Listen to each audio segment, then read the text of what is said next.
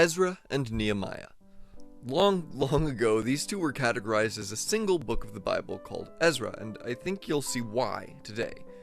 These two books are a powerful story about God remaining faithful to the exiles.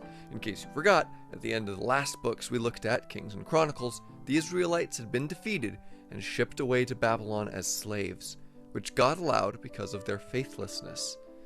But he hadn't abandoned them, and that's what these books are about. Our best guess about their authors, well, Ezra and Nehemiah. Ezra may have written Ezra, and Nehemiah is written in the first person, so it's probable that Nehemiah wrote it, and he very likely did so with Ezra's help. When it comes to content, Ezra and Nehemiah are comparatively brisk when you consider the other books of history. Ezra talks about the return of many exiles from Babylon. The first chapter, King Cyrus, who had control over the Jews, let them free. In the second chapter, Sheshbazzar leaves a wave of exiles back to Jerusalem. They begin laying the foundations of a new temple in chapter 3 to replace the old, destroyed one. In chapter 6, that temple is finished. In chapter 7, Ezra brings back a second wave of exiles.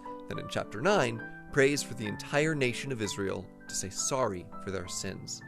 Nehemiah is a bit longer, but can basically be summed up like this. Nehemiah, one of the returned exiles, sets about seeking God's favor to build a new wall around the city of Jerusalem. They renew their covenant agreement with God, and in less than 2 months, the entire wall is built. It is then dedicated to God, and the book ends. Ezra and Nehemiah paint a picture of refugees in desperation, but never abandonment. God is always with them, and with his help, they are able to achieve wonderful things. Next week, we'll wrap up the books of history with the remarkable story of Queen Esther.